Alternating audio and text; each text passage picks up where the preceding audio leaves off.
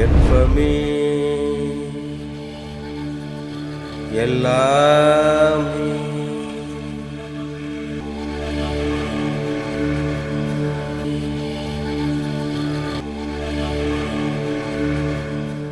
பாவ புண்ணியம். பாவம் ஒழுங்கு நெறி அப்படி ஒன்று இருக்கிறது. அது இதுவரைக்கும் வாழ்ந்த மனித குலம் எது தவறு எது சரி என தீர்மானித்து அதை பயன்படுத்தி வந்து ஒரு முடிவு நிலை அப்படின்னு சொன்னா இப்படி இருக்கணும் அப்படின்னு சொல்ற ஒரு நிலை தான் ஒழுங்கு நெறி.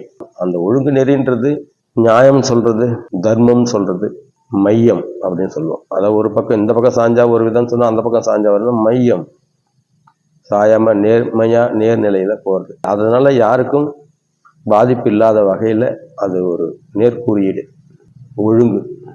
இந்த ஒழுங்குக்கு மாறி நம்ம எந்த விதத்தையாவது வாழ்க்கையை அமைச்சுக்கிட்டு சூழ்நிலைக்கு ஏற்ப செயல்கள் செஞ்சுட்டா அது பாவம். அந்த ஒழுங்குக்கு பங்கம் வராத வகையில் அதற்கு ஏற்ப உடன்பாட்டோடு நாம நம்முடைய செயல்களை மாத்திக்கிட்டா இறுதியா நமக்கு கிடைக்கக்கூடிய ஒரு நிலை வந்து புண்ணியம் அப்படின்னு சொல்லிட்டு நம்ம முன்னோர்கள் இரண்டு விதமா சொல்றாங்க. ஒன்று பாவம், மற்றொன்று புண்ணியம். இதனுடைய இரண்டினுடைய மையம் வந்து ஒழுங்கு. இயல்பா மனிதர்கள் அதிகமாக பாவம் செய்கிறார்கள்.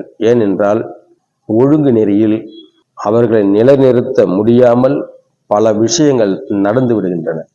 அந்த நடப்பதற்கு காரணமாக சூழல் அமைந்து விடுகிறது.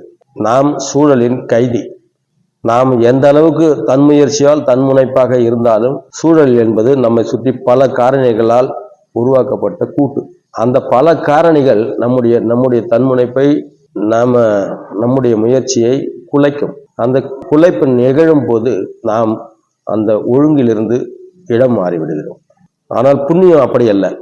நாம் முழுக்க முழுக்க நம்மளுக்கு எந்த விதமான கஷ்டங்கள் வந்தாலும் எந்த விதமான இடைஞ்சல்கள் வந்தாலும் நாம் அந்த ஒழுங்கில் நடக்க முயற்சித்து வெற்றி பெறுவது அப்படி என்பது புண்ணியமாக மாறுகிறது. அந்த முயற்சியில் நாம் தோற்றுவிட்டு நிலை மாறும்போது அது பாவமாக மாறுகிறது. ஆக பாவம் புண்ணியம் என்பது உயிரினங்களில் செயல்பாடுகளில் சமூக ஒழுங்கு காப்பாற்றியதில், அதன் வழி நடப்பதில், அதற்கு எதிராக மாறியதில் இருந்து இந்த இரண்டு விளைவுகளும் வெளிப்படுகின்றன. இந்த பாவம் புண்ணியம் இரண்டும் அது எல்லோருக்குமே இருக்கும். ஏனென்றால் முழுக்க முழுக்க புண்ணியத்தின் பக்கமும் ஒருவர் நிற்க முடியாது, முழுக்க முழுக்க பாவத்தின் பக்கமும் ஒருவர் இருக்க முடியாது. ஏனென்றால் ஒழுங்கு என்பது எல்லோரும் நடந்து செல்லும் ஒரு பாதை. அந்த பாதையில் பயணிக்கவே எல்லோரும் விரும்புகிறோம். அதனால் இந்த பக்கம் தடுமாறுவதும் அந்த பக்கம் தடுமாறுவதும் இயல்புதான். அது தடுமாறாமல் கொண்டும் போகுவது சூழல் நமக்கு ஒத்துழைக்கிறது. தடுமாறும் போது சூழல் நமக்கு எதிராக வேலை செய்கிறது. எனவே பாவம் புண்ணியம் என்பது இப்படியான சூழ்நிலையில் நம்மை வழி நடத்துகிறது. அதனால எந்த சூழ்நிலைக்கு எப்படியான விஷயத்தை முன்னோர்கள் முன்னெடுத்தார்கள், அதை நாம் எப்படி பின்பற்றுகிறோம், அந்த பின்பற்றுவதற்கு சூழலில் எவ்வாறு நமக்கு உதவி செய்கிறது என்பதை பொறுத்து இந்த பாவம் புண்ணிய நிலைகள் நமக்கு வாழ்வியல் வழியை தருகின்றன, தந்திருக்கின்றன, தரப்போகின்றன. எனவே ஒழுங்குமுறையை கடைபிடித்து நேர்நிலையில் சாயாமல் நாம் நம்முடைய வாழ்க்கை பாதையை முடிந்தவரை அமைத்துக் கொள்வோம்.